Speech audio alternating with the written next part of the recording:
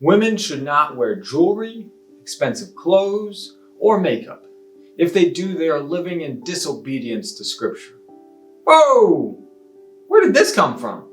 This is a tense urban legend that we're going to jump into today. And this legend stems out of 1 Peter 3:3, where it says, "Your beauty should not come from outward adornment, such as elaborate hairstyles and the wearing of gold jewelry or fine clothes." This is not the only verse stating this. Paul also states this in 1 Timothy 2:9. "I also want the women to dress modestly, with decency and propriety, adorning themselves not with elaborate hairstyles or gold or pearls or expensive clothes." These two are writing this to help them understand how the church ought to function. This is absolutely not about control and controlling women. This is about purity.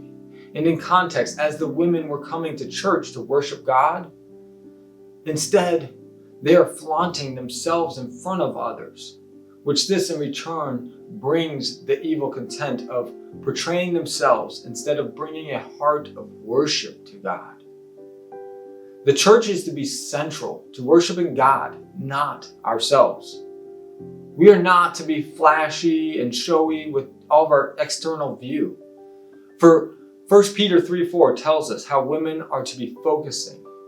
For it states, "Rather it should be that of your inner self, the unfading beauty of a gentle and quiet spirit, which is of great worth in God's sight."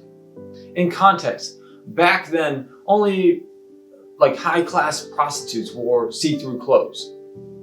But when Christianity came around, rich women started dressing provocatively, like these prostitutes, and just wearing similar outfits, fancy jewelry, and similar hairstyles.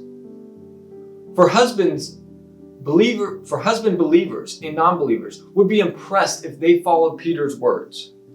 For most do not want their wife dressing like a prostitute. And when wives began following Christ and changed how they dressed, their husbands, believers or non, would notice their change in moral behavior. And this passage encourages wives to live in a way that attracts even their non-Christian husband to Christianity.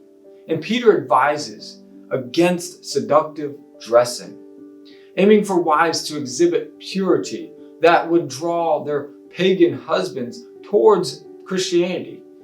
He didn't ban jewelry. He didn't ban being beautiful, but he stressed the importance of intentions and values over our outward appearance.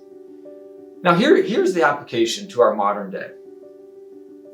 Ladies, if you aim to make a lasting impression, focus on refining your character rather than solely on outward beauty. It's not about neglecting your appearance, but rather finding a balance. And reflect on how much time and money that you are investing in your outer appearance. And just considering your motives. And are you prioritizing external beauty over your inner qualities? Now be cautious though of judging others based on their appearance alone, as beauty doesn't always reflect your inner character. Especially in a social media world where women are constantly using filters to the extent that it doesn't even reflect their own God-given beauty. Instead, they are trying to reflect worldly beauty.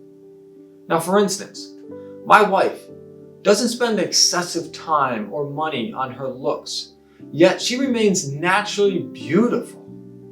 And she doesn't need makeup and filters to show off just her true beauty of her character. And this is where you need to avoid adopting a judgmental attitude. This passage is directed for women to look at themselves, not to look at other women. We got to make sure of that. But now, for the men, you should prioritize inner beauty over external appearances. Our society often teaches men to value those external beauty above all else in women, which is such a harmful misconception.